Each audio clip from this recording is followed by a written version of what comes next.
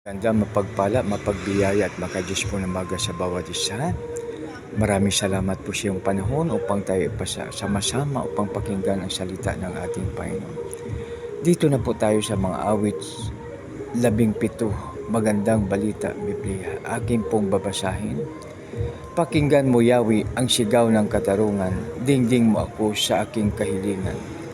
Dalangin ko sana iyong pakinggan sapagkat labi ko na may hindi nang lilinlang. Hahatol ka para sa aking panig pagkat alam mo kung ano ang matuwid. Kaibuturan ng puso ko ay iyong nababatid. Kahit sa gabi ikaw ay sa aking nagmamasid. Sinisiyasat mo ako at napatunayang matuwid. Walang kasamaan maging sa aking bibig.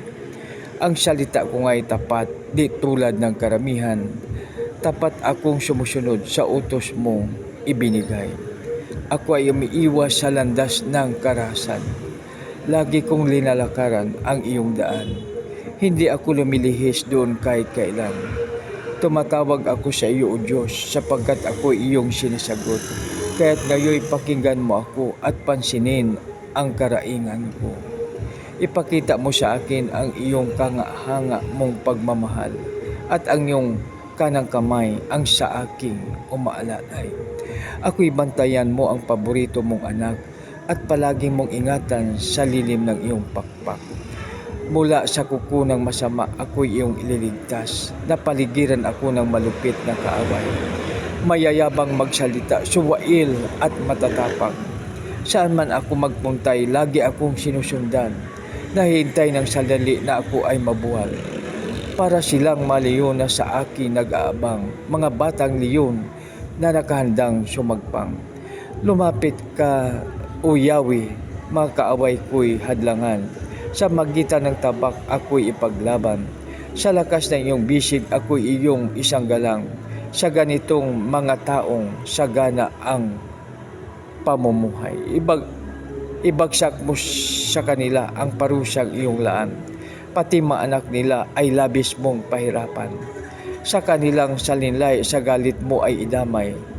Dahil ako'y matuwid, ang mukha mo'y makikita. At sa aking paggising, sa piling mo'y liligaya. Purihin mo ang Diyos sa pagbasa ng kanyang salita. Tayo manalangin. Panginoon, maraming salamat po sa iyong salita. Maraming salamat po sa iyong proteksyon, provision at gabay, O Lord. Salamat na ikaw ang aming gabay at patnubay. Lord, maraming salamat sa pangalan ni Jesus na aming Panginoon tagapagligtas. Amen and amen. So mga kaibigan, sa umagang ito, nakalagay po dito na tayo ay paboritong anak ng ating Panginoon. Kaya mga kaibigan, dahil tayo paboritong anak ng ating Panginoon, tayo ay gagawin natin at magtulungan tayo. I-remind natin ang bawat isa, mga kaibigan, na tayo ay sama-sama na ating gawing number 1 ang ating Panginoon. Sa paggising sa umaga, gawin natin tayo mga kaibigan ay aawit ng papasalamat, aawit ng papuri at awit ng pagsamba para sa ating Panginoon na dakila upang tayo ay magiging kanyang paborito. God first, mga kaibigan. Palagi nating tandaan na unahin anuman ang ating ginagawa, siya ay dapat nating number 1 siya sa atin. Dito sa 15, ating babasahin, dahil ako'y matuwid, ang mukha mo'y makikita, at sa aking paggising, sa piling mo'y liligaya. So yan mga kaibigan. So yan nagpapatunay na napakaganda, napakabuti paggising natin sa umaga, sa lahat na araw ng ating buhay. Ano mang busy tayo, ating unahin ang ating Panginoon. Sabi dito ng ating salmista sa 15, dahil ako'y matuwid, ang mukha mo'y makikita, at sa aking paggising, sa piling mo'y liligaya. Mga kaibigan, sikapin po natin matuwid sa araw-araw na ating buhay. Kaya paggising sa umaga, humingi na tayo ng gabay sa ating Panginoon. So dito mga kaibigan, ating sasambitin ang dito sa Psalms 19 na nagsabi, let the words of my mouth and the meditation of my heart be acceptable to you, my strength and my redeemer. Sa Tagalog, mga kaibigan, hingin natin sa ating Panginoon, tulungan mo po ako na ang lahat kong sasabihin ay katanggap-tanggap sa iyo. At dahil ikaw ang aming tagapagligtas at malaking bato.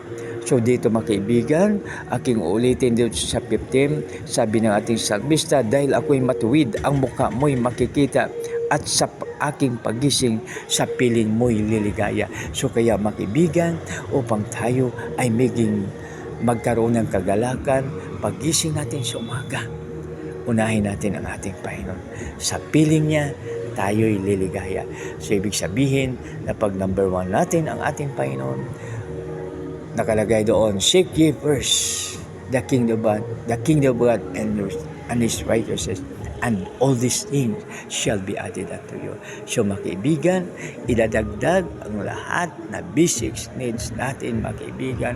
Kaya gawin natin number 1. So of course, gawin natin ang ating makakaya, at at the end of human strength, doon papasok ang ating pananampalataya. Kaya mga kaibigan, sama-sama po tayo. Tayo na po ay manalangin. Panginoon, maraming salamat sa iyong salita. Panginoon, gabayan po kami na kami, O Lord, ay palaging ikaw ang number 1 habang kami nabubuhay sa mundong ibabaw na iyong ginawa. Salamat Panginoon sa lahat na aming tinatangkilik. Salamat sa lahat-lahat. At Panginoon, maraming salamat po sa lahat na paggabay mo po sa amin at sa lahat-lahat, O Lord. Sa aming dakilang Ama, ang Diyos na Abam, isa katakob, dinadalangin po namin ito sa matamis na pangalan. Yung anak na si Jesus na aming Panginoon at pagligtas. Lahat pa'y magsabi ng Amen and Amen. God bless us all.